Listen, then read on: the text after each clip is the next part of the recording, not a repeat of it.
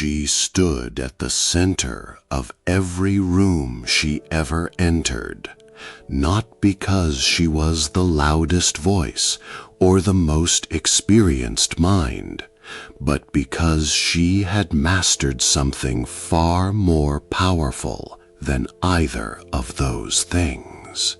She had mastered the art of absolute certainty. Elizabeth Holmes looked at billionaires, generals, and senators, and she never once blinked. And for more than a decade, not one of them thought to ask why. This is the story of Theranos, a company valued at $9 billion, built on a machine that did not work, defended by a board that did not look, and exposed only when a single journalist decided to ask the question that everyone else had chosen to avoid. Real patience, real blood, real consequences, and a system that failed every single one of them. By the time federal investigators walked into Theranos' offices in 2018, the company was already hollow. The valuation was gone. The Walgreens partnership was gone. The Edison machine, the device that was supposed to revolutionize medicine with a single drop of blood, had been quietly shelved. Elizabeth Holmes, once on the cover of Fortune and Forbes and hailed as the next Steve Jobs, was facing 11 counts of federal fraud. But to understand how far she fell, you have to understand how high she climbed and who helped her get there. It started in 2003. Holmes was 19, a chemical engineering student at Stanford University, and she had an idea. Blood testing was slow, expensive, and invasive. Patients waited days for results. Holmes believed she could build a device small enough to sit on a countertop that could run hundreds of diagnostic tests from a single small finger prick. She dropped out of Stanford and used her tuition money to start a company she would eventually call Theranos, a combination of the words therapy and diagnosis. She was 19 years old and going to reinvent medicine. The idea was not absurd on its face. Blood diagnostics was an industry in need of innovation. The science, however, was staggeringly complex. Running hundreds of accurate tests from a tiny blood sample required solving problems that the best engineers and biochemists in the world had spent careers failing to crack. Holmes had no medical degree, no background in diagnostics, and no scientific peer review behind her claims. What she had was a pitch, and the pitch was extraordinary.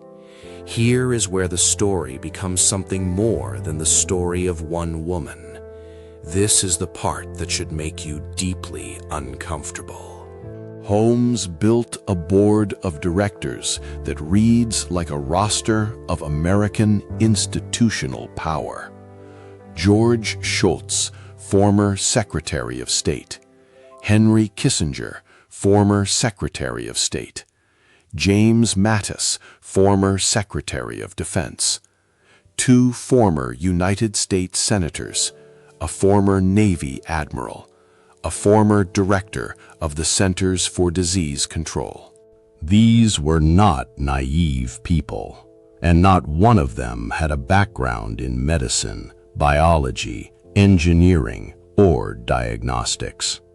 Holmes had assembled the most credentialed group of people in America, perfectly positioned to look like they understood what she was building, but completely unqualified to actually evaluate it. That was not an accident. The money followed the names. By 2014, Theranos had raised nearly $1 billion in private funding. The valuation hit $9 billion, making Holmes, on paper, a billionaire at 30. Rupert Murdoch invested $125 million. The DeVos family invested $100 million. Walgreens signed a partnership to place Theranos testing centers in its stores across the United States. Real patients began receiving real test results from the Edison machine. And the Edison machine was producing results that were, in many cases, dangerously wrong. Rochelle Gibbons was 67 years old when her husband Richard began using Theranos testing services. Richard was being monitored for a blood condition, and his Theranos results repeatedly showed his medication levels as normal. He adjusted his treatment based on those results. He died in 2015. His family maintains that the false Theranos readings directly contributed to decisions about his care. The Center for Medicare and Medicaid Services would later find that Theranos results had been so unreliable that patients across multiple conditions may have received incorrect diagnoses, missed critical treatments, or been prescribed medications they did not need. These were not software bugs. These were people's lives. Inside the company, people knew. That is the part that gets harder to explain. Tyler Schultz was 22 years old when he joined Theranos. He was also the grandson of George Schultz, one of Holmes' most prominent board members. Tyler was a scientist. He ran experiments. He compared Theranos' results with those of established commercial labs, and the numbers did not match. He raised his concerns internally, only to be met with hostility, surveillance, and legal threats. It cost him years of his life, hundreds of thousands of dollars in legal fees, and his relationship with his grandfather, who sided with Holmes. Erica Chang, another young scientist, raised the same concerns and faced the same pressure. Both of them did the right thing at enormous personal cost. The question this story forces you to ask is, why did it take two people in their 20s to do what an entire board of seasoned institutional leaders refused to do? The gatekeepers had every opportunity. The Food and Drug Administration had jurisdiction.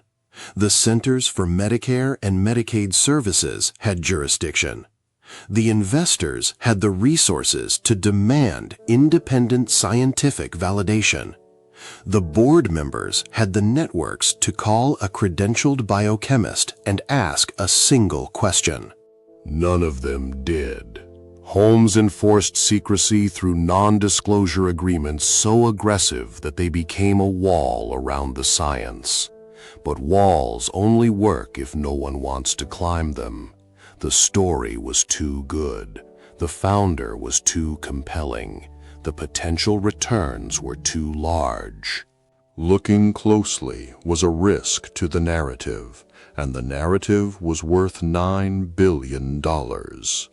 John Carreyrou was a reporter at the Wall Street Journal.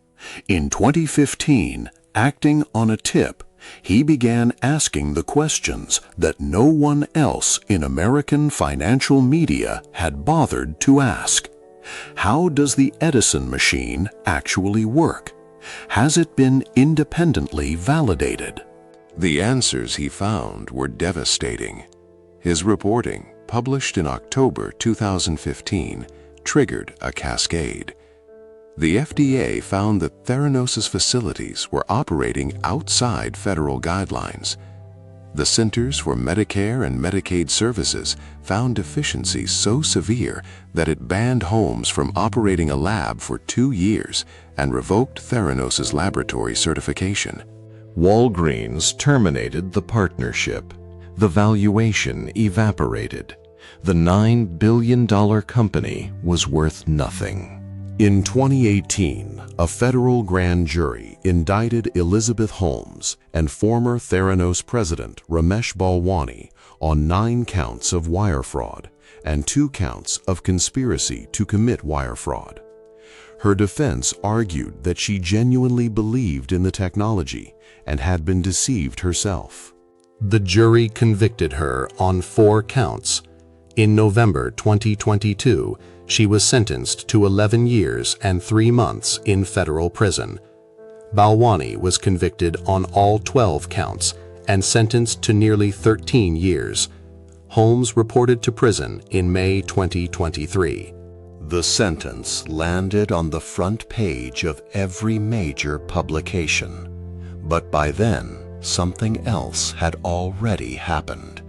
WeWork had collapsed. The Fire Festival had become a documentary. Adam Neumann had raised $11 billion for a real estate company, dressed in the language of consciousness and community.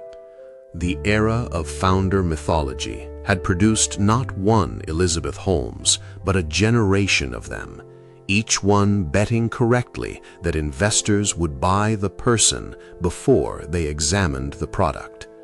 Holmes did not invent this playbook, she perfected it.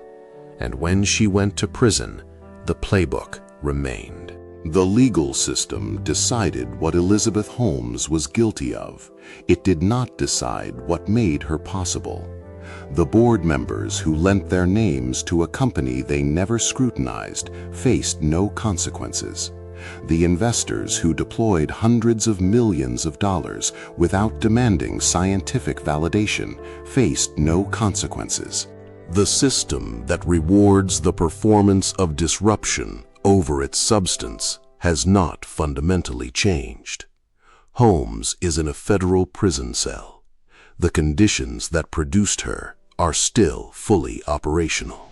So the question worth sitting with is not whether Elizabeth Holmes belongs in prison.